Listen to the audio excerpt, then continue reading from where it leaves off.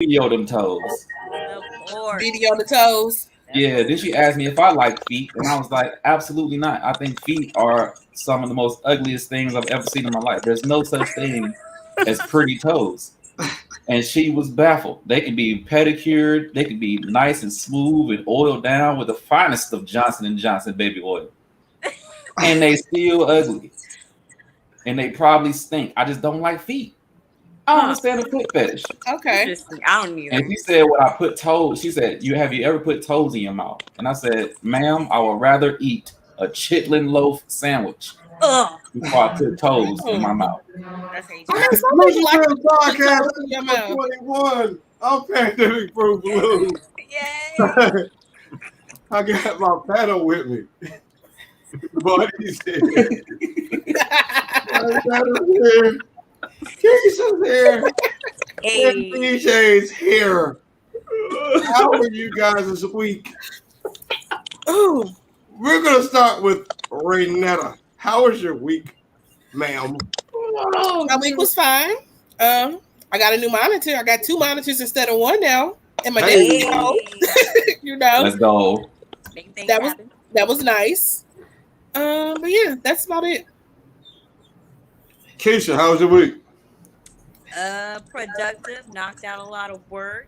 Got some appointments set up. About to get this sleeve going soon. Actually tomorrow. So super excited for that. But yeah, everything's good. We also survived the tornado that ran through. So surviving and thriving. What you about to get tattooed on you? It's gonna be of a sister that's wearing a crown. Above it says "Heavy Lies the Crown," and then around it or surrounding her, it has a queen chess piece, a queen bee, and then like a symbol of Queen of Hearts. And then underneath that, we were gonna do a rose, but I feel like all the ladies have roses or butterflies or something like that. So I changed that to you know those old seals back in the early century that they would close the letters with.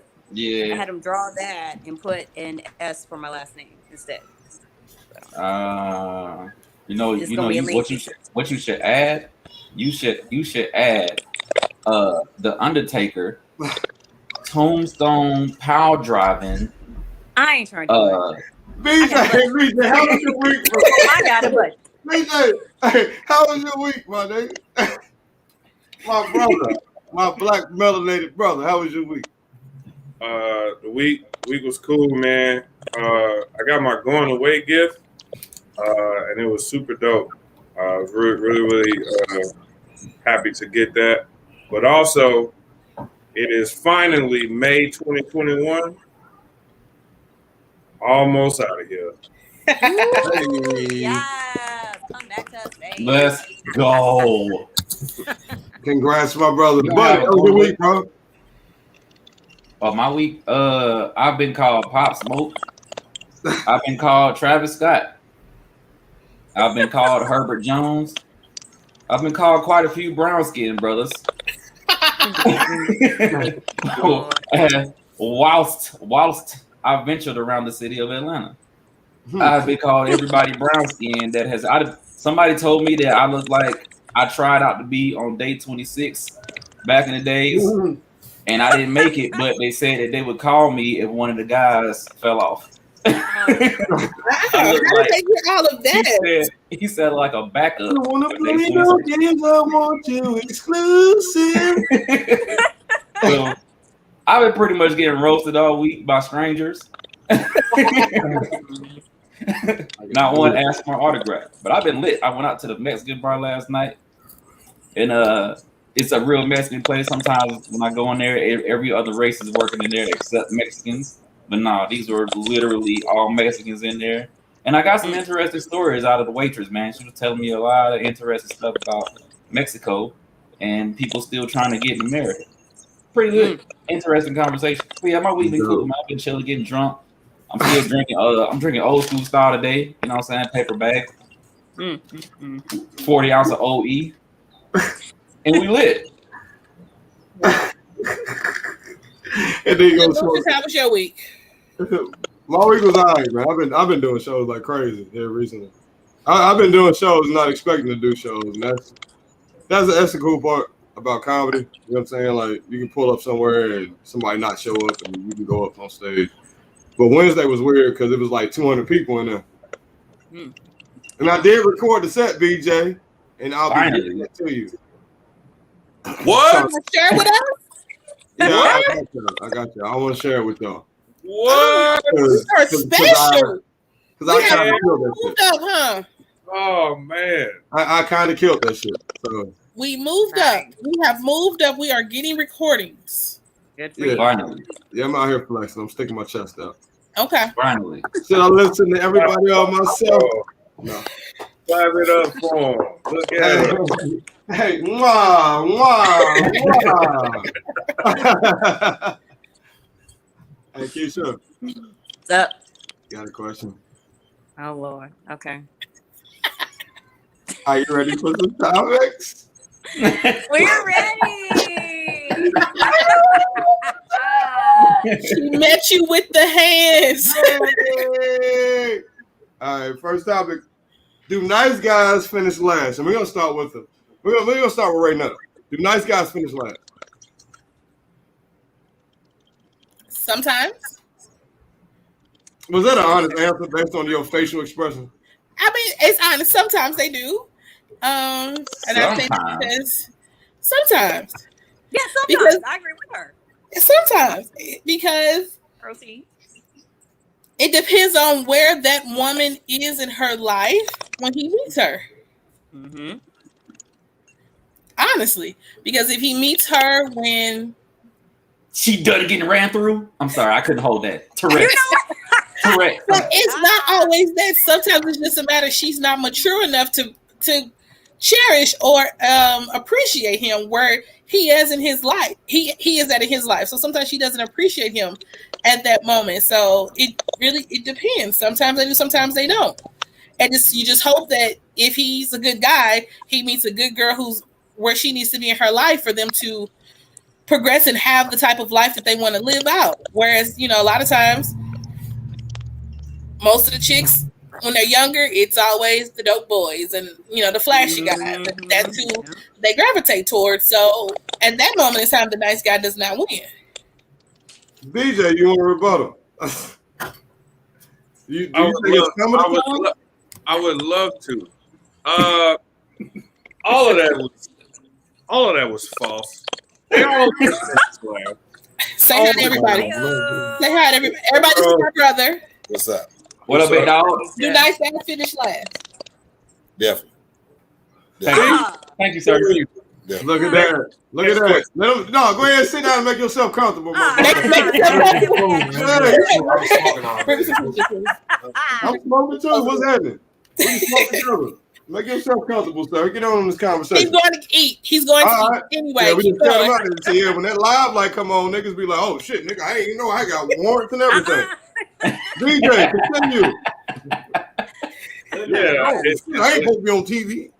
They always finish last. I mean, if you just go by what the Queen said,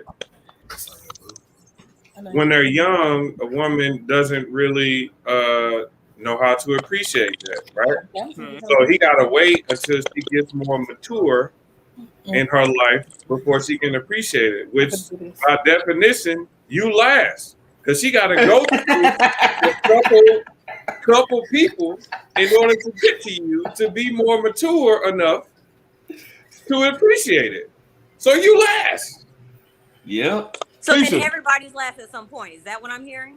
No, we ain't talking about everybody. Because I have never met a guy that's dated a woman and been like, "Yo, bro, she was too nice, man. She cared for me. She gave a fuck. Like she cooked. She cleaned. Like she was just too nice."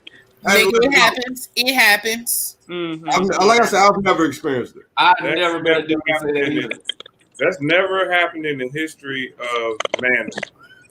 I've She's seen too it. nice. Yo, she buys me shoes. She buys me clothes. Like she's too nice for me. I've never met a woman that I listens don't to feel my like she problems. deserves me. I can't take it.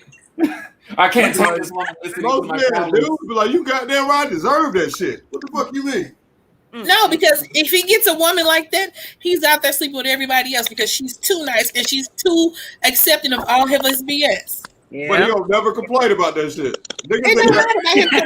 I have noticed that niggas that got a female taking care of them are the happiest damn people in the world. Yeah, and they still fucking happy as shit. I be wondering what they secret is. I can't stand her. She's so supportive. Make me sick. Oh. Not you. It's not me. I'm not ready. And love and affection. I'm not ready for you. So go ahead, Keisha. You went to my phone one time? That's some bullshit. Man. Trust me. So I agree with Queen. It's got to be about the timing. Yes, when we're younger, we don't know how to appreciate certain things. So, yeah, they go for the more hood or whatever you want to call them, fuckboys, whatever, because they're focused on the wrong thing. But as we get older, we do learn to appreciate certain things. So we get tired of the BS and the lies and the playing games, and we appreciate the nicer guys. Now, as far as what you just said with the guys not appreciating girls that are supportive, I've actually seen that. But it was more of she was so supportive and there for him and engaging in his life. He wasn't used to that because he was used to getting around and screwing girls over and seeing more than one person. So he was like, God dang, you're not my girl. So why are you always like checking up on me, asking me how my day is? What you trying to get? She doing too much for me. That's the problem. Doing too much. She's doing too much for me right now. Why she doing all of this? What she wants? You just grazed over it. You just grazed over. Because a lot of times they feel like it's something underlying. If you do too much at times, he feels like you have an underlying agenda. It is something underlying. What's underlying that is you not my girl. That's what you just grazed over. That means I got a girl, or I don't want you to be my girl. So fuck off. So the same with him. That's true. Yeah, that goes for the lady. If you not my girl and you trying to be my girl, like you need to go. So it's the same thing for the guys too. But I'll get to the topic though. You can be a nice guy. Nice guys finish last. I'm gonna tell you how nice guys. So you making it to do nice people finish last? Yeah, absolutely. Because that's every last one of them do. I know. Okay, so do nice people finish last? Okay, that's good. If you're just too nice, like you, I think in life, you realize like in society and relationships and anything, you gotta have some asshole in you. Pause. Or you gotta be in some asshole. You have to have a switch. You have to have a switch that you turn on and turn off for the situation. And sometimes you get people that are trying to make you prove that you can be that, just to see if it's there. Mm. And that's the. I don't know. But I was a nice guy all through school up until high school, and I wasn't getting no goddamn women. I wasn't fucking, well, a little bit. But once I figured out the formula to being a fuckboy, I could not fight vaginas off of me. I had to tell women to please keep your vagina off of me. Once I turned into a fuckboy. When I was a nice guy, wearing sweater vests, dressing like Carlton off motherfucking Fresh Prince. My Lord. Nobody wanted, I couldn't get no play in nobody's ride. As soon as Fuckboy Buddy came about, Fuckboy Buddy got a fade. Fuckboy Buddy just sagged his pants just 2.5 inches. Fuckboy Buddy was fucking the shit out of these unsuspecting young ladies. BJ, is there an advantage to being a fuckboy? Is there an advantage? Yeah. Do you feel? I think less connected. More. There are some advantages. I think the number one is you don't have to really commit to anyone, which in turn saves you from heartbreak. That would probably be the biggest one. Like if you don't really fully commit yourself to somebody, you know what I mean? You don't really have anything to lose in the situation. It's when you start gathering like real feelings and all that other stuff. When, you set yourself up to be hurt.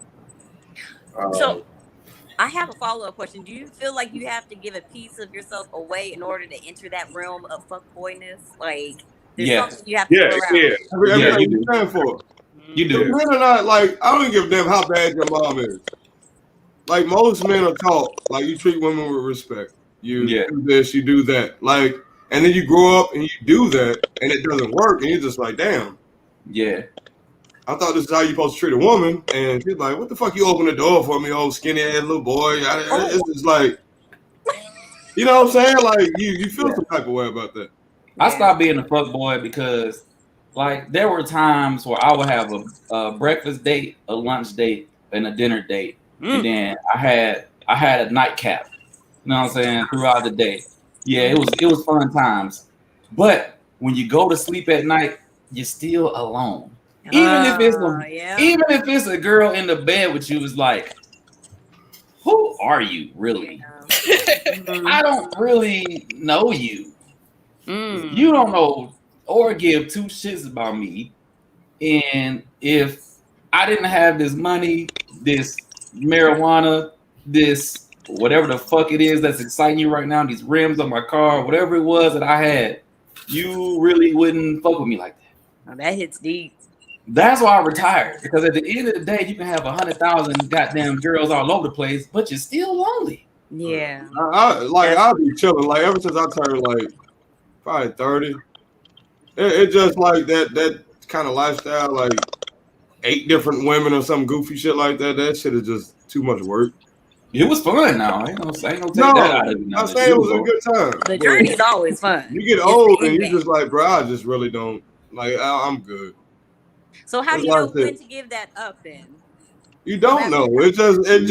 Like, yeah, that's something. You ever see somebody that used to smoke and they just quit? That I did that. I used to smoke cigarettes and I just quit smoking cigarettes. Yeah, they just quit. That's what it is. Okay. All right, BJ. Hold on. I ain't never say what I think about the nice guys finish your life. Like you said everything you had to say. I kind of disagree with BJ. I agree with everything BJ said, but I don't think the top tier part of is gathering feelings. I don't think that's the top part that you're trying. I really think it's more about the excitement of vaginas than the risk of your feelings. From me being a fuckboy, I never really cared about how I really felt about it. It was just like, ooh, a tall pussy, a short pussy, a thick pussy, a skinny pussy. Like I just wanted different, like 31 flavors of vaginas, and I never really considered my own feelings until I got older. And it was like, but don't you think that proves my point though? You didn't have to consider your feelings, right? So you could just do what you want to do because you didn't have to consider them. That's what I'm saying. Yeah, you didn't worry about your feelings or her feelings. You just did what you wanted to do. That didn't even come into your realm because you didn't have to. You didn't have to put any kind of thought into it. Whereas like now, if you think about your relationship that you're in now, it's very, very different. Your mental space is very different when it comes to relationships. Yeah, in the world, you didn't have that thought. You didn't have anything to lose. Now you got something to lose. You know what I mean? Like, God forbid something happens between you and your lady, like that would fuck you up. Whereas when you stop messing with those kids back then, you was like, all right, whatever. You on to the next. Yeah, you're right. My feelings would be hurt. Not saying she would die, but something might happen. I don't know. I'm not psychic. I'm not psychic. I'm no psychic. Something happened to us. Something happened to her. I don't know. I'm not psychic. I don't know. Right now. What? Now we had a conversation in the group chat, and you brought up a topic. Do you want to talk about it? Can you hold somebody down? Where did that stem from? So everybody has seen the clip of Yandy and Mendices, and he made the comment that he didn't know if he could hold her down the way she held him down. So then that comes in the question of, the ride or die chick. Like, is it a myth or is it real? And then, I know she felt some type of way because she put a lot on the line to be there for this man. So, yeah.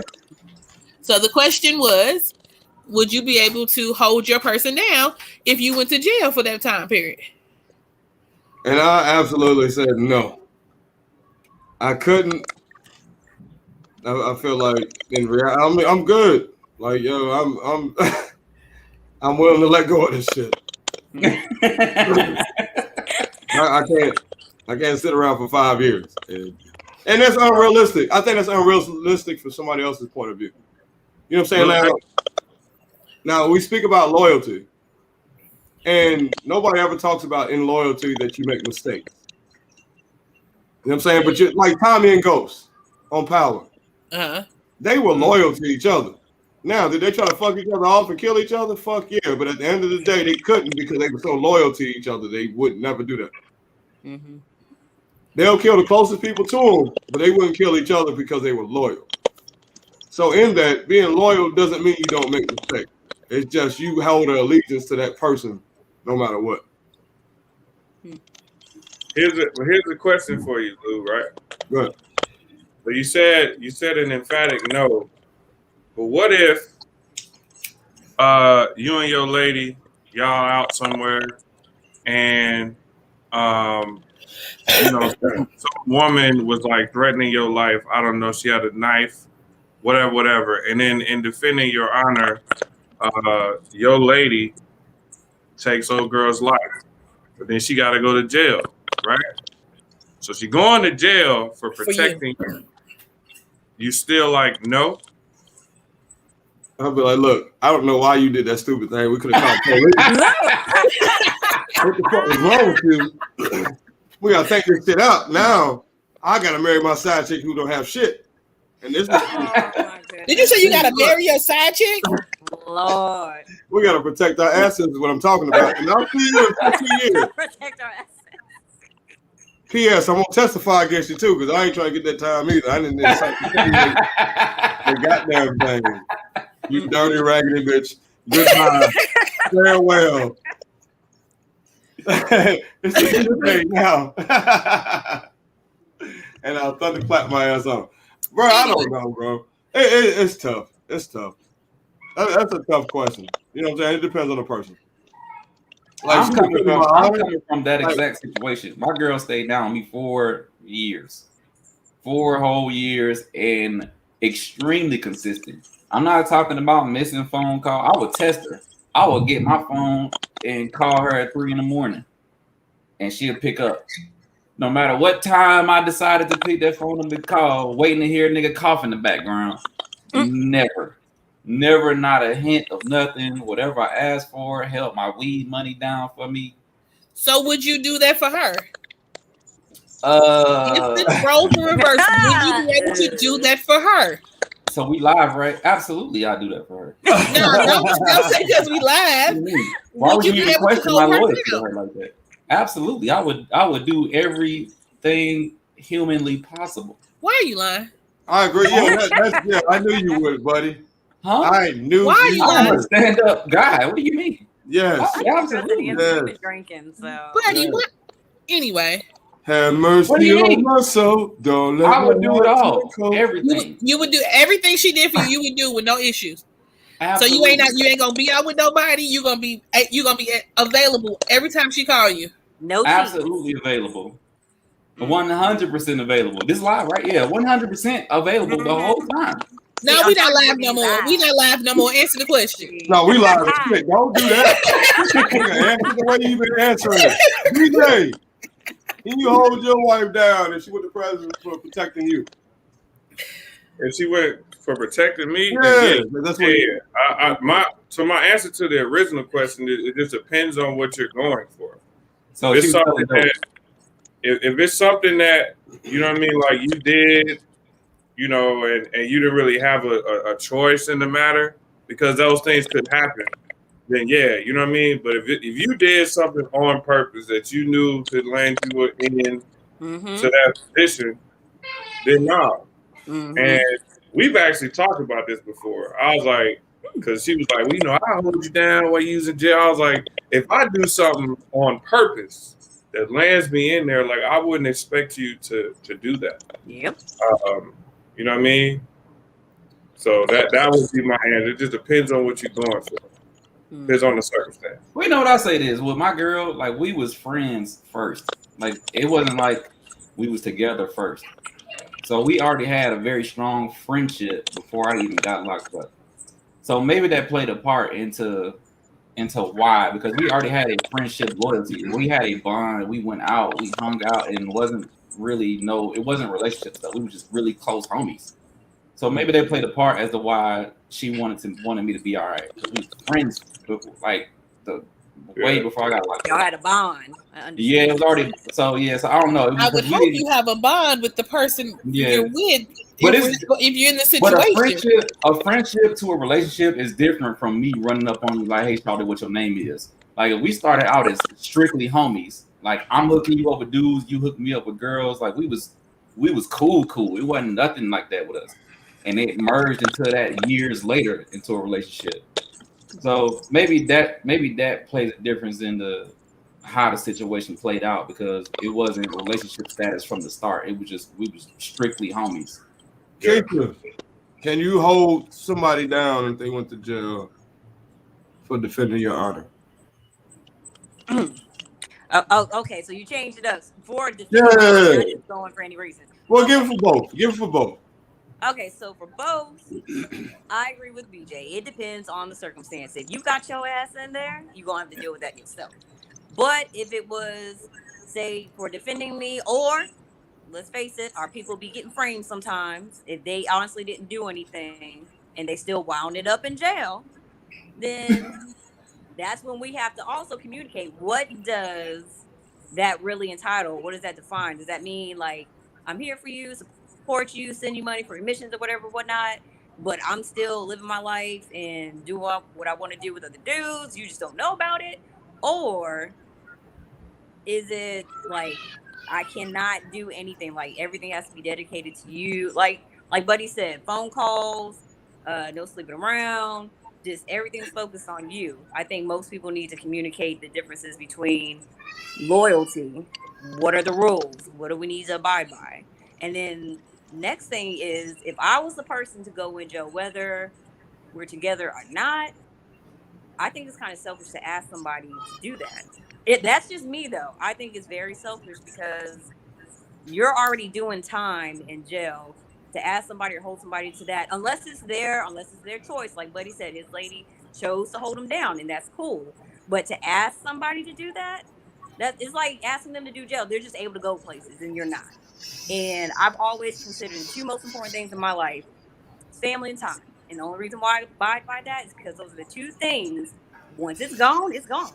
You can't get it back. So I think it all. You brought up a good point. So I didn't think about that. Hold on, buddy. Hold on. Okay. Let's get right now. Let's get right out of here real quick. Hold on. Right now. Honestly, I wouldn't even put myself in a situation. It would have to be like they was on top of me, about to stab me, and I'm really there to hold you down. But other than that, no. I'm gonna be honest. I'm not doing it. They put the handcuffs on. This is over. Yes. But Keisha brought up a good point, like about being framed. I think that's another reason I had a lot of support, because I was locked up, killed a motherfucker, and I ain't never killed a motherfucker in my life. So knowing that I really never did it, I think is probably more like motivation to help out, because knowing that I'm just a victim of the system and not an aggressor of being a violent offender or something like that. So that might, I guess that difference plays a part in it too. Because if I was actually already killing motherfuckers, then I could see why people be like, nah, that nigga crazy. Right. So, I get that. That's good. That's a good point, Keisha. Keisha! Hey. Do you wish you were taught something as a child that you need to know as an adult? Like, do you feel like your parents didn't do a good enough job of teaching you something? For me, it's credit. Oh God, yes, finances about credit. Like for real, like it's like niggas buy rent-a-center TVs, right? And in reality, you could probably save up for that TV in 2 weeks if you're living from check to check or whatever. But you're gonna pay $700 for a 20-inch TV, and people be cool with that. You know what I'm saying? Like, so credit was a big deal as I got older because I fucked it up and then got it back. And so, what was it for you that you felt like you should have been taught as a child? You get one. I would say, and Lou, maybe you can relate to this because our households were kind of similar. I was raised in a strict military Christian home. If it wasn't about God, we wasn't about it. And so to my parents, mostly my dad, the subject was sex. If I was supposed to be doing it, because it's in the Bible, we didn't need to talk about it. So we didn't have that talk about how you're tying yourself to a person each time you have sex, the consequences of not having protection, the certain stages you go through when you decide to make that leap, the importance of virginity, all of that. Like, had I had to sit down and thorough talk about sex instead of this, it's in the Bible not to do it, so don't do it. Had I gotten the scientific facts about that, I would have held on to my virginity longer than I actually did. But yeah, because with me, all you have to do is show me a video log of venereal diseases. I'm good. I would have held out probably till marriage, but because I didn't have the knowledge, and anybody that was in bondholder and went to high school there, all you kept hearing about is how good it felt and how much it makes you a woman. So I decided to take it upon myself. And out of curiosity, I went to find out by myself and ended up hurting myself emotionally, physically, and finding out that all that shit that everybody was talking about was a damn lie. So I wish my parents had sat me down and really went into the depths of about sex. And that's why I make it a point to talk to my daughter. I'm amping up to figure out how to talk to her about it, but because she just turned 13 not too long ago. So I don't want to make the same mistake. I want to end that generational curse and be sure that I give her all the truths and all the facts about what she's about to enter in. Right now, what do you feel like you could have been taught that you weren't? The first one would be money management. I just feel like that period, that entails like the whole budgeting, credit, all of that, like money management period. I feel like if I had even a little bit of knowing what to do, knowing what a budget was, saving and things of that sort, especially after coming out of my divorce, I think I would have been in a better spot if money management was one. Another thing I think I would have wanted to know growing up was the big thing that was pushed was go to college, go to school, go to college. And I'm not saying college was a bad thing. I'm not even saying going to the military was a bad thing, but now you learn that there was so many other avenues, or just learn a trade and you probably would be okay, rather than during that time it was go to college, get your degree, you get a job. I think those would be the two things that I would have wanted to learn early on in life. BJ. Probably leaning on Netta's answer a bit. Being taught a bit more about financial responsibility. But I say that kind of hesitantly because I left right at 18. You know what I mean? So it's not. I won't say that she didn't really have the opportunity to, but I mean it was. I don't know how many. At what age would you start to have that conversation? I would think that it would be like at 18. You know what I mean? So like I had already left the house and she was kind of talking to me about it. But I guess that I wish that it would have been a bit earlier because definitely early on in my career, definitely saw that red in my bank account a lot.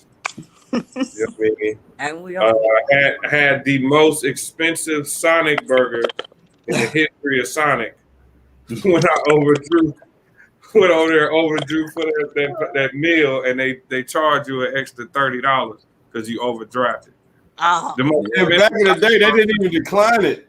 They just let it go through. They never did. It was like, oh, okay, you need this little money, cool. Now I'm gonna charge you $30. You know what I mean?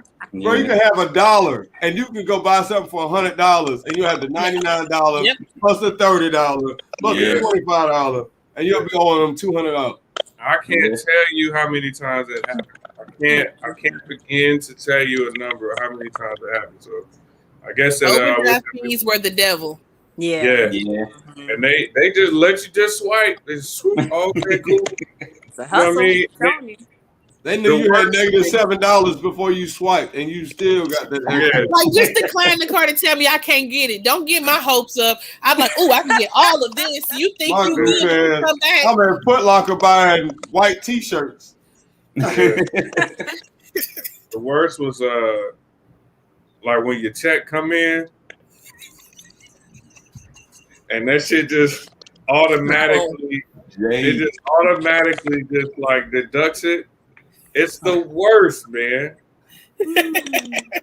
Because you see that check is like, maybe it's like $1,500, and then you look at the overdraft. And like, but you done calculated your check for all this other stuff, like, I got $600. And then all of a sudden you show it's in your account. It's like, wait a minute. What happened to I'm $200 short on my check? And then you start looking at it, you be like, damn, it makes sense. Damn, it makes sense. You be hoping the motherfucker to stole your shit and used it.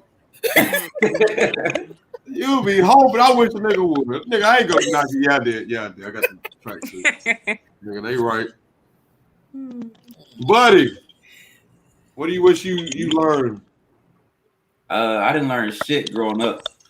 So, a very, very broken household. I was not raised with my parents. Neither one of them was raised with my aunt and uncle. And the early days was very traditional, cooking on Sundays, you know what I'm saying? But there was absolutely nothing talked about throughout the entire process of my childhood. Nothing. So I had to learn about fucking from scramble porn. I had to learn about financials from my account being negative. I had to learn about credit from running up a Capital One and Macy's card. I pretty much had to freestyle my way through life. So I'm going to say life should have been a conversation. Right now, I got a kid. I talk to my kid about every fucking thing. I talk to my kid the way I talk on this podcast. When we together, I'm like, you fucking? I don't put no cut on nothing. You ain't fucking yet? Well, I'm gonna tell you about fucking. Cause nobody ever told me to not have a kid. My kid was born when I was 19. All I know was raise your kids because my dad was some trash. So I figured parenting out on my own. I figured financials out on my own. I'm figuring out investments on my own. Everything. So I'm gonna say a conversation about real life should be had with your kids. I don't put no cut on nothing. I tell my kid don't be out here sucking fucking dicks. I was in high school and I seen girls sucking dick under the bleachers in the gym. So guess what I'm gonna tell my kid? Don't be sucking dick under the bleachers in the gym. I don't put no cut on that shit. She go to public school. These kids are saying dick, pussy, ass, everything they can say at public school. So this is the thing. I'm about to get into a rant. I hate it, but I don't like this shit about fucking parents, man. Parents be hiding shit from their kids, and it fucking burns me up, bro. It just burns me up. Yeah. Your kids been cussing. Your kids is playing about damn Fortnite with 40-year-old men, and they telling your kids that your mama sucks dick for $40. Your kids know all these goddamn cuss words. So why are you hiding shit from your kids? Your kids are hearing all this. Your kids got the internet on their phone. So why are you not telling them the shit like they not looking at the shit on TikTok? Like they having conversations. Why are you not telling your kids shit? I tell my kid every fucking thing. I tell my kid how much I was an ain't shit ass nigga for half of my fucking life. She hearing that too. Don't meet a little boy like me, because guess what I did when I was your age? I would go meet your mama, your daddy, have a beer with them. I go out and help your mama pick out a Sunday dress for church and all kind of shit. But all the time I'm fucking the shit out of you and whoever else is gonna let me fuck the shit out of them. I'm giving all of the tea that can be served. Hot, spicy tea. I don't like that hiding shit from your kids, man. So basically saying everything was hidden from me as a kid. I didn't know shit about nothing. I didn't know nothing about nothing. And I just freestyle my way through life. Right, what was the BJ? I'm just going where the wind blow. Y'all laughing. Y'all too laughing, but that was the craziest conversation. I think me, BJ, dude named Kendall Bell. Shout out Kendall Bell. Shout out to We Kevin. had the most serious conversation, and when Buddy got locked up, it was the weirdest. Like, yo, that was the creepiest conversation we ever had. Mm. Yeah, it was. So to put it in context a little bit for y'all, Buddy was about to get out the military. That's how we all met, right? And we was at work, and I think it was like it may have been his last day at work. And so, we was all homeboys. We just asked him like, hey, so what's the plan? You know what I'm saying? Mm-hmm. And his response was, well, shit, I'm just go with the wind. And at first, we thought in typical Buddy fashion, he was just, talking shit, being funny. But then he kept saying it. He was like, nah, man, I'm just going to go with the wind. I ain't got no plan. I don't need no plan. Fuck a plan. So then we all got concerned, and that turned into like a 3-hour conversation. But even still, we all like, man, like, you gotta have some kind of plan in motion or an idea of what you want to do. What you gonna do? Yeah. And Buddy just being Buddy. Now, fuck that. I'm just gonna go with the wind. Because Buddy, me and Buddy kind of grew up the same damn way, essentially. Except I had a different outlook on it. So Buddy was like, yo, I'm just gonna go with the wind. I'm just like, nah, you gotta at least have one plan. Now I have 3 at 36. I have 3 plans just in case. But back then I had one. Like, you gotta have something. And Buddy was like, nah, I don't need nothing. I'm Buddy. Now like, I'm gonna live life as Buddy. Ain't nothing fucked up, Buddy. He's talking in third person and shit. That nigga was like, Buddy. And this is the thing about that though. I was raised not being taught nothing.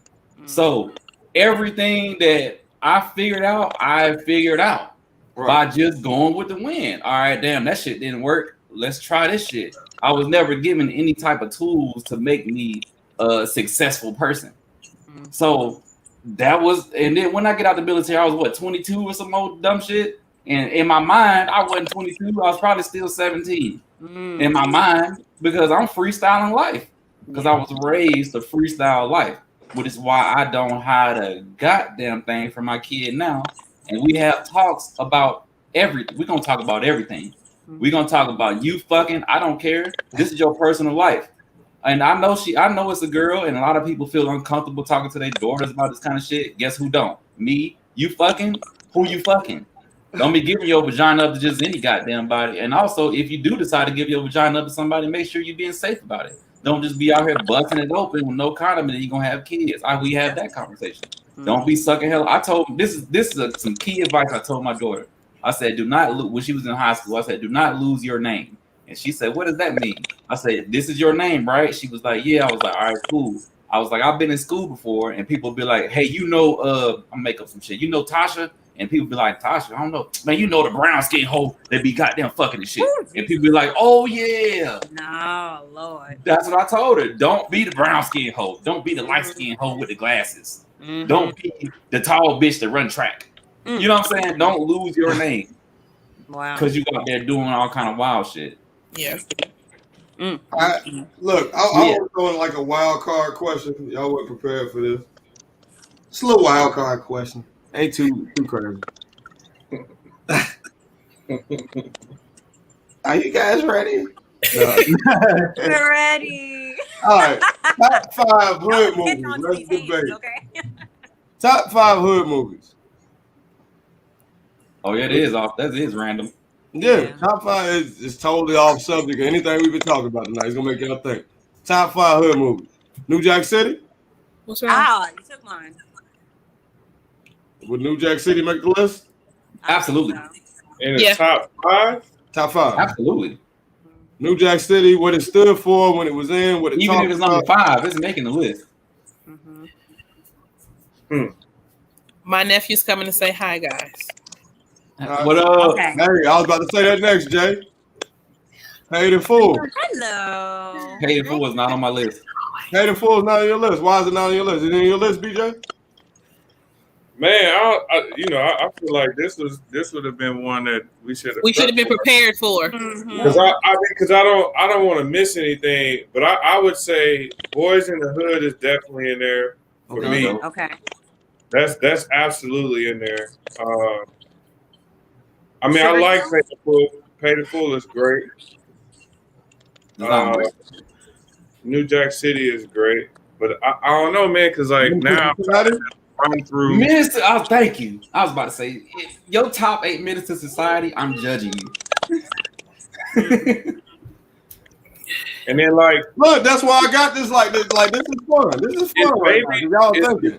Is Baby Boy in that category? Yeah, Baby Boy. I think so. I mean, good ass hood movie. Friday could be a one hood of them. classic. Baby Boy's a hood classic. Friday's a hood classic. Friday's a hood classic. What are we using as the criteria? Yeah, It's all perspective. It's all perspective. We just talking. We shooting shit. Hood movies. Sugar Hill? Yeah. Sugar Hill. I like Sugar They Hill. don't get enough credit though.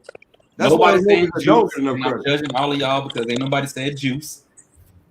Oh, yeah. Hey, Juice is up there.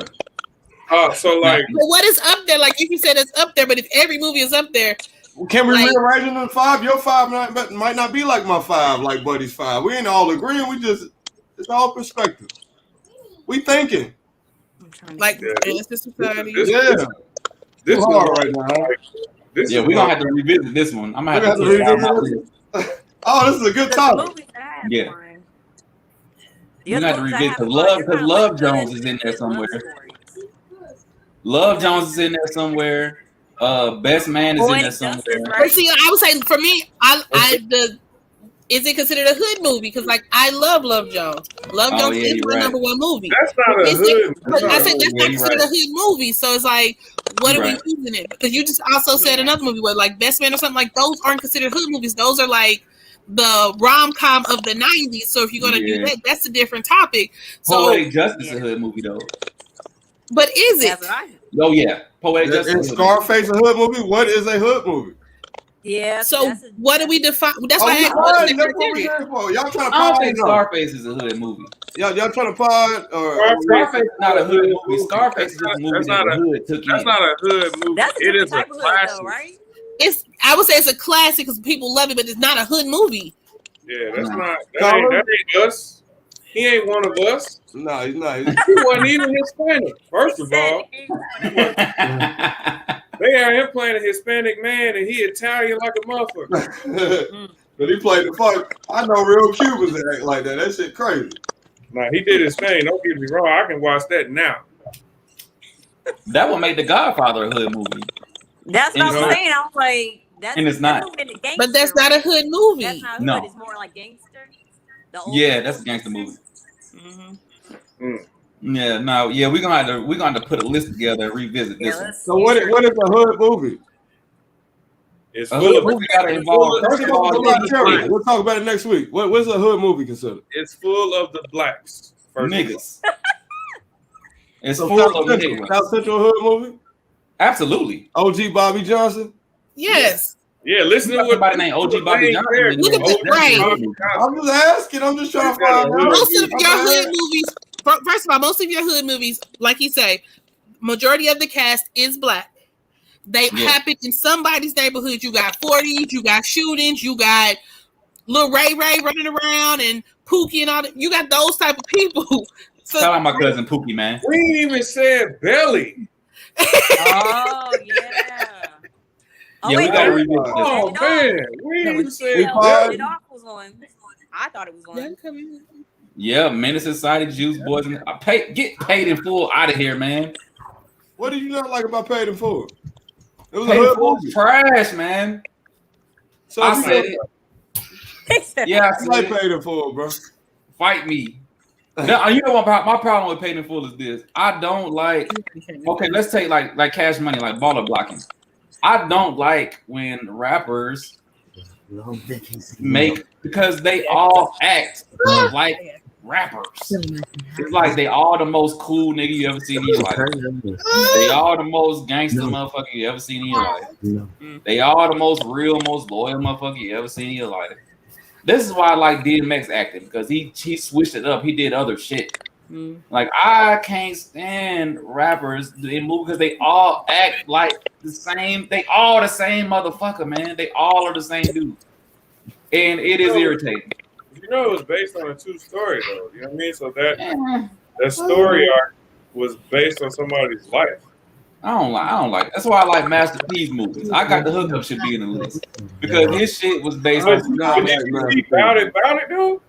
Yeah, but I got it. Different.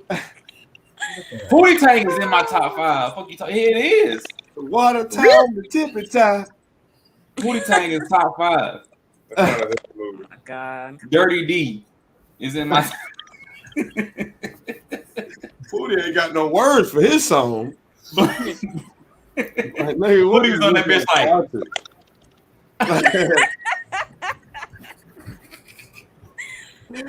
All right. Look, we're gonna wrap it up. We got the last question.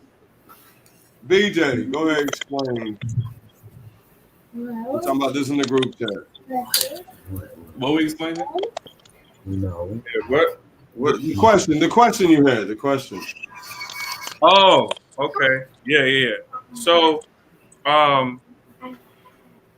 when you are dating somebody or you're getting to know them, whatever you want to call it, and they ask you the question, what do you bring to the table? What does that mean to you? What do you bring to the table? Yeah, what does that mean to you when they ask you that? So when you're dating somebody and they ask you what you bring to the table, what does that mean to me? Yeah. Okay. Like, what's your definition? Okay. What is it? What is your definition? Like, what are they asking? Before anybody goes first, I'm guaranteeing you every dude on here gonna say something about finances. But continue. I don't think it's just dudes. I think females think that too. Like, right off the bat, if you have to spit out an answer, everybody goes straight to finance. It's a flexing contest at the end of the day. All right, Lou. So, go with your explanation first, while the rest of everybody else goes first. What you bring to the table, I think it's based on you got to be realistic, but you also have to have that window open for expectations, potential.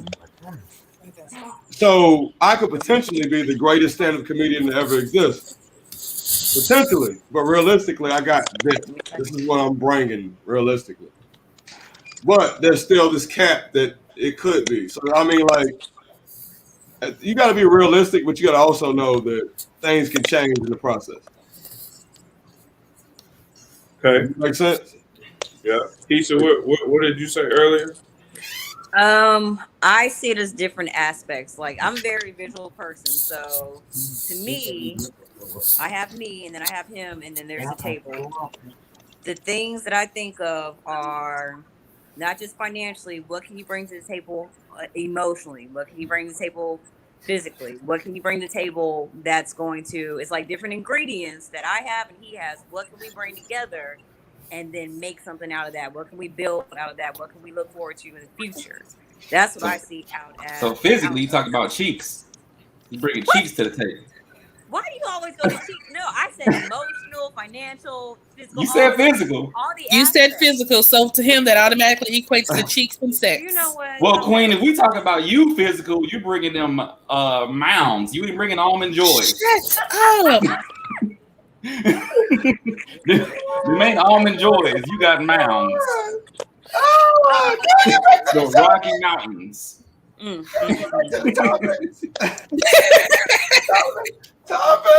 Okay, go ahead. Okay, I'm sorry.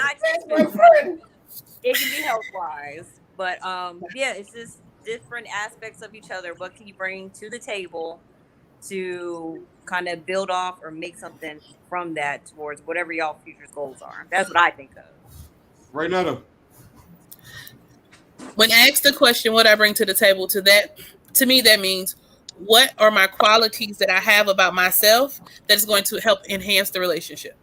I know two qualities. Shut up, buddy. Okay, go ahead.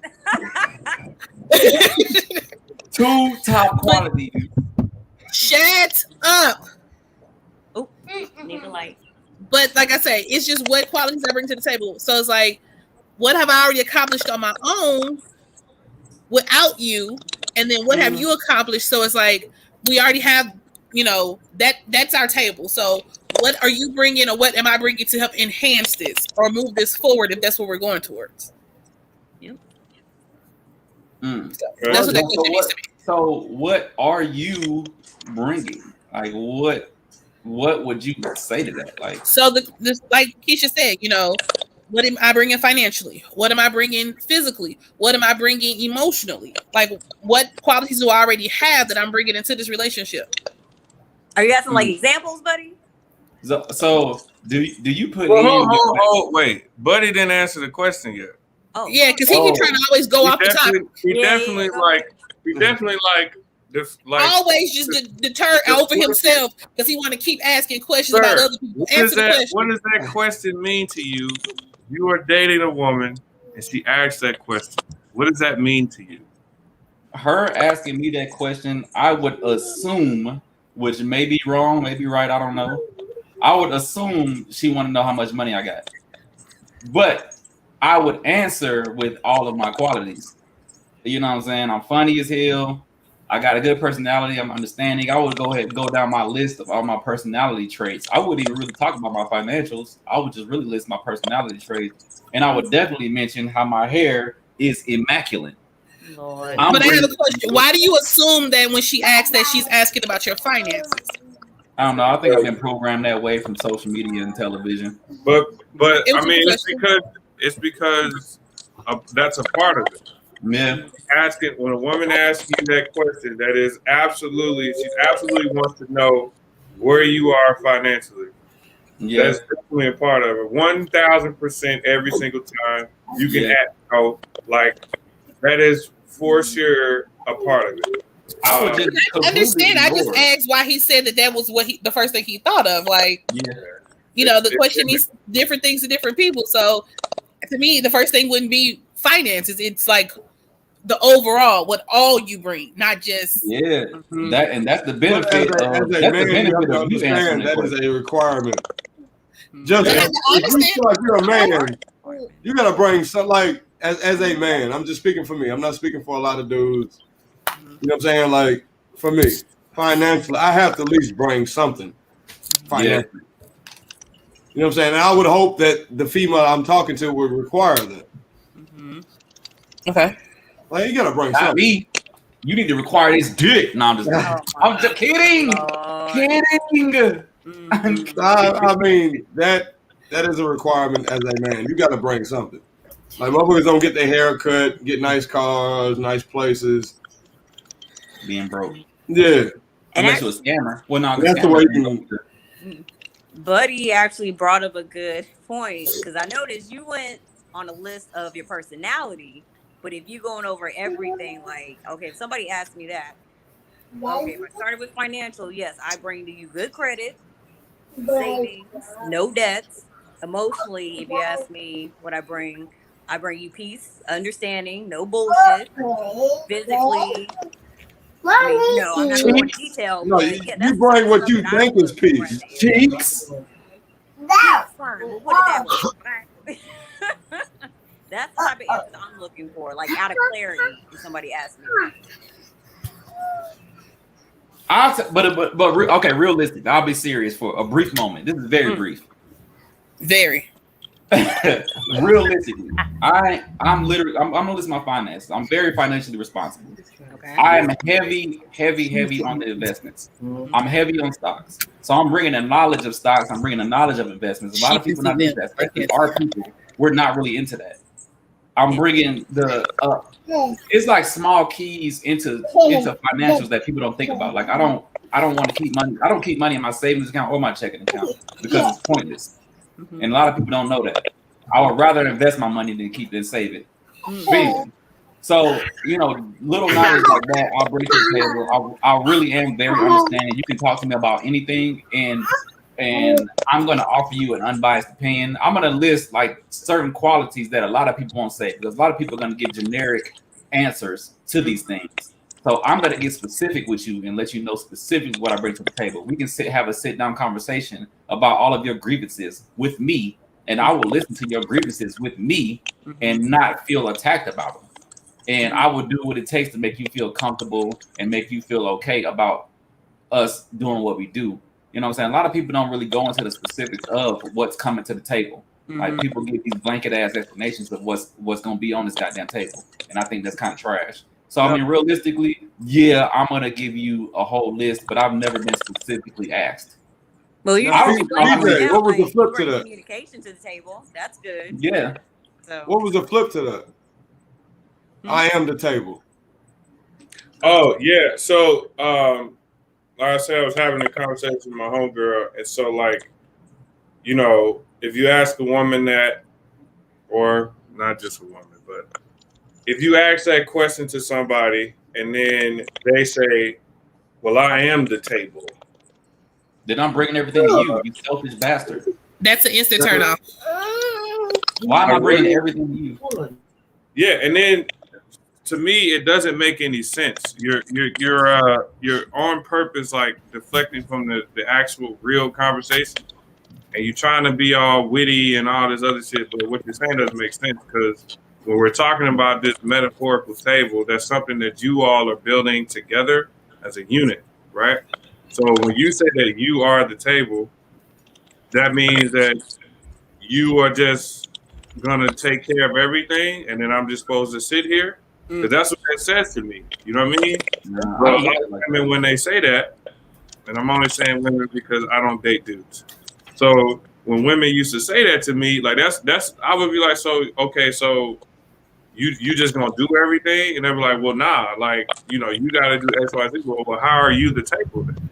How are you the only one that's setting the foundation? You know what I mean? I used to get mad with that because I'm actually trying to have a real conversation. But then, you know, people just... I don't look at it like that, though. Huh? I don't look at it like if somebody says they are the table, that they're going to do everything. I look at it as if somebody says they are the table, that they are going to receive everything. The saying "bring something to the table" says that we're putting things on this metaphorical table. So if you are the table, that means I am the only person putting shit on this fucking table. So am I your servant? Am I your peasant? Are you the king, the queen, to have me service you and provide your table with all these amenities? And you just gonna sit there and hold all of my shit that I went out and worked hard for to bring and put on this invisible fucking table? Absolutely fucking not. So you just gonna hold all of my motherfucking red velvet cake that I put on this table? No, you about to go get half of this red velvet cake from Publix that's absolutely delicious, and you gonna put it on this table too. Like we're not gonna have me. Yeah, we're not gonna have me put chitlins on this table, and you just gonna sit there and smell them. That's how I feel like that question right there is like a big turnoff. Like it, like you say, it's dumb. It's a turnoff. Like you the table, okay? So there's no need for me. We're not building towards nothing. There's no need for me. Are you saying so? It's not the question; it's that response. That response, yes, that response that I am the table. To me, that is a turnoff, and it's like I'm not needed. So we're not building towards nothing. I would agree with that. I feel like that is it's a cop out, really. You know what I mean? Because you don't really want to have a real conversation. You're just like, well, I am the table. Well, we need to talk about how do you think in society that has become the problem? That people don't want to have the real conversation? Oh, that's as far as relationships, sex, drugs, anything. Nobody wants to have the real conversations. Bro, since the beginning of time. Yeah. It's a matter of vulnerability. And after a certain point, if you've been hurt before, you are not willingly to go and be vulnerable with somebody. And so once you accept the fact that this is the person you're willing to be vulnerable with, you can actually have honest conversations. But until you get to that point, most of the time you're going to only have surface conversations. Yeah. You're going to stick to the surface stuff. It's going to be a lot of surface stuff until you get to that point where it's like, I want to know more or I want to give more. I got a question. What is the deal with not being vulnerable with certain people? Because I'm an open book with anybody. You ask me a question and you really want a serious answer, All right, then let's get there. And it could be somebody I just walk past on the street. But that's you. You know what I'm saying? So that's why I'm asking the question. Yeah. So I mean, why is it a thing where there's positive, negative, indifferent to have a vulnerable conversation with people? I think because in life, sometimes you have those vulnerable conversations with people you shouldn't have them with, and they throw that shit back in your face. And once you had it thrown back in your face enough, your willingness to indulge in those conversations becomes less and less. And you can fully prove you can trust somebody. Mm-hmm. So it's like a wall or something to guard you. You know what I'm saying? Until you can get to that point of talking about that type of stuff. As somebody who has real life trust issues, Lucious kind of hit it on the head, right? It only took one time for me, though. You know what I mean? Like the one time that I was actually vulnerable with somebody, and then, like you said, it's thrown back in your face. You know, I can't just do that with anybody. That's why, like, my circle is always very, very small. Mm-hmm. Circle of friends. And that's why, I mean, honestly, that's one of the major reasons why I decided to just stop, you know, being promiscuous out here with a bunch of people, and made the decision that I just want to be with one person, because just having that vulnerability with multiple people, it's a lot to take in. It's a lot to deal with. You know what I mean? And I don't like people, first of all. Your shirt says that. Yeah, I don't like. You don't like Mormon people, at least. Yeah. Or people. Yeah, like but that's real though, because people more often than not will disappoint. You know what I mean? Because like for me, your heroes will let you down. It says circle smaller than a period, but it's true. There's a reason, because if it's somebody that I really care about, rather it be family, friend, if I call you like a friend of mine, then I actually do care about you. You know what I mean? And there are things that I would be willing to share with you, and things that you share with me in confidence, and I take that very serious. But you can't be like that with everybody, because everybody ain't on that type of time. You know what I mean? Everybody moves like I move. So if I meet people who move like I move, you know what I mean? I treat, like, all of my friends are my family. But you can't do that with everybody. You know what I mean? Family. Right. What's up? Well, I mean, but you already know that. You know what I'm saying? Like, there's nothing. Even though, like, for years, me and Buddy, we hadn't talked, but as soon as we start communicating again, it was like, you know what I mean? That never. We didn't miss a beat, is what I'm trying to say. Yeah, I'm the same all the time too. So. And then, like with Lou, since 2003. We have been in constant communication with each other. You know what I'm saying? You know, I hate him, but I love him. That's my brother. You know what I'm saying? But I always keep that very small, because that's just how I get that from my mom. But see, my mom, that's the other part. My mom has a really, really big heart. She's very inviting to, like, everybody. Like, she would just bring you in, and she would just treat you like family. But I've seen so many times that people have taken advantage of that. I remember seeing that as a kid, that so many people would take advantage of her and her kindness. So I turn that shit off. Like, I am very selective on who I give that to. I can do it. Keisha. I think there's a difference between open conversation and vulnerable conversations. Mm-hmm. You said you're open book. So me being an open book and answering questions that you ask me is one thing. But me being vulnerable with you and really letting you in, those are two totally different things. Mm-hmm. Yeah. What does letting you in mean? Letting you know stuff that you don't let everybody know. Like, because I have a wall. Yo, I don't want, like, I'm embarrassed, even though this might seem regular to somebody. I'm embarrassed to talk about it as a person to another person. And I'm opening up to let you inside my world a little bit. Or let you know why I operate a certain way, or what happened to cause me to, like, he just gave you the story of why he, his trust issues. Like, for me to be able to really open up and tell you this thing happened here and this happened here. Or if I was a rape victim, I was raped. This is what happened. This is why I do this. This is why I feel this way. I'm not going to openly have those type of conversations with anybody.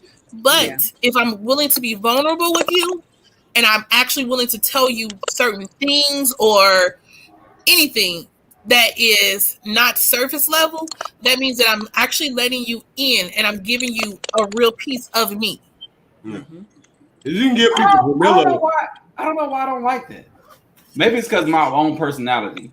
I will talk to anybody about whatever the fuck. We could be at the club and step in an area we can hear each other and have a conversation about the meaning of life or why the Falcons blew a 28-3 lead. So do you consider yourself like an extrovert? I guess so. We can talk about whatever you want to talk about, and I'm gonna give you whatever you want because I'm not gonna walk it up to you and tell you, oh, when I was little, I was at the babysitter and I was raped 5 or 6 times. I wouldn't walk up to you and tell you that in an open conversation. Yeah, voluntarily with that's an open conversation you have with somebody. That's not an open conversation. So check this out. You're having a conversation with somebody. We're not going to start with you being raped at 3 years old or being in the fucking foster care system or some old shit. But if we're having a conversation and fucking 30, 45 minutes in is leading that direction, do you just cut the conversation off right there and say, oh, I want to talk about that. But yeah, how about them motherfucking Cardinals? But as somebody that's guarded, you'll try to keep the conversation away from that so you don't have to. I would never do that. But that's you. Yeah, you're just this lone wolf in this whole subject right now. That's just you. Like there are things that I'll talk about. You know what I'm saying? But there's other things like you gotta really be close into me for me to even want to share it. To feel like you're important enough to even know that about me. Mm-hmm. So Keisha, you feel the same way? Like you would like hold that shit off too? To me, the question is more of why would I have a problem being vulnerable with anybody? Because I was taught when I was younger, I may be friends with everybody, but everybody ain't my friend.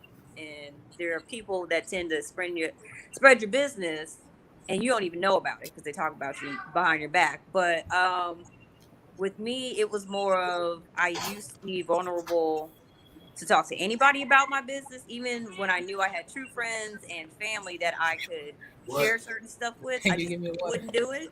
So, yeah, as far as being vulnerable, I don't have a problem doing it with people that I truly can trust my business with. And with BJ, I'm the same way. I have a very, very small circle that I'll trust them with any facts about myself.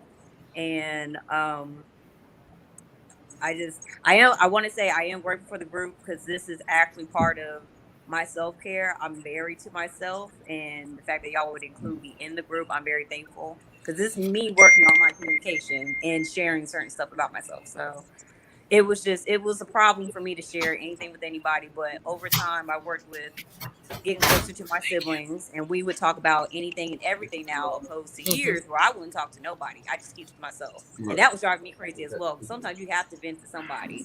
You just can't be anybody. Yeah. So when you hold it in turns to anger. Yeah, it's so weird. Like I don't give a fuck. Like we're gonna talk about, and if you decide to go tell my business, I don't care. Yeah. This is part of my life. This is a part of my life that has created this phenomenal species you see before you today. That's you because you gotta look at it though. You gotta look at it because a lot of people are trusting you to withhold that information. Now you're going to tell everybody, whether you're angry or whatever. Well, I'm not telling your information. I'm going to tell you mine. Like if you want me to keep your secrets, I will keep your secrets. Yeah, but I'm saying when you open up to somebody like that and they go tell it, it's just like, damn, I didn't want nobody to know that anyway, and I trusted you enough to keep it between us. Oh no! Well, maybe that's the difference with Buddy because he's gonna tell everybody his business anyway. So I don't care. It don't bother me. Yeah. So you gotta understand. You want to know about what I did when I was in me going to prison is probably the most down I've ever been in my entire life, especially going to prison for some shit I didn't do. Mm-hmm. So me telling motherfuckers about this shit, I will go into detail and I will tell you about how I stabbed somebody.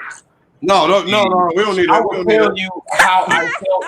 But I will tell you about how I felt emotionally. Not like the stabbing somebody part can sound cool because I could be like, I'm a gangster, nigga, I stabbed a nigga. But the gangster nigga ain't gonna tell you how he felt emotionally about it. Like I will tell you emotionally that after I stabbed dude, I was afraid.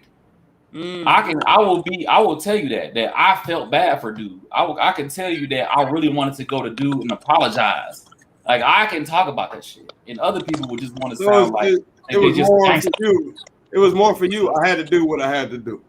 Yeah, but some people won't say that. They just be like, hell yeah, nigga, I did what I nigga. You know what I'm saying, nigga? I'm built like that, but not me. I would tell you that I damn near came to tears because this man was bleeding all over the place. You know what I'm saying? Like it don't bother me to have the vulnerable conversation about a moment where you can treat as if you're a different kind of way. Like I can paint that narrative like I stabbed a nigga because I'm gangster nigga and they no nigga fuck with me on the planet. Or I could tell you the emotional side of it to where goddamn, bro, this man's a whole nother human being. You know what I'm saying? I can give you either side of that, but I would choose to give you the real side of that. And I'm not gonna sugarcoat it or hide it. And if you decide to say that nigga soft as hell, he felt bad about what he did, you know what I'm saying? It don't matter because nigga, I do it again. What you mean? hey, but buddy, real quick. What's your social media handles, bro? Social media, follow me at Buddy with a B on Instagram. You're not following me on Facebook because on Instagram, Buddy with a B, hit me up. Right now, Raynetta Byers on Facebook. I see you rubbing your face like you're thinking about it. Raynetta Byers on Facebook, Mahogany_Ray on Instagram, and at Royal Pettiness on Twitter. Royal. Dun, dun, dun, dun, dun. Dun, dun, dun, dun, dun. We are not worthy. Move on to the next person. What are your social media handles so we can get the fuck out of here? Y'all can find me on Facebook, Keisha Stansberry, aka Cutthroat Kiki. I'll be honest, y'all try to friend me. If I don't know you, I'm not gonna accept. So you ain't on Instagram? Nah, I'm simple, bro. Simple. That's right. BJ, I know you got something special for us. What are your social media handles, my brother? So I'm not on Facebook. Hey.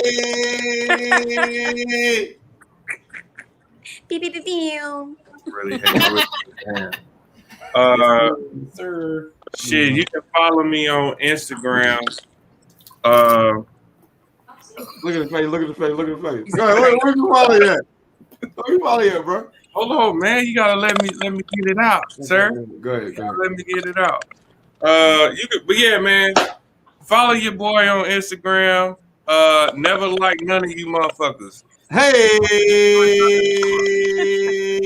3721. Never like none of you motherfuckers. 3721. There it is. This will be a white boy on a skateboard. The Black Lives Matter son.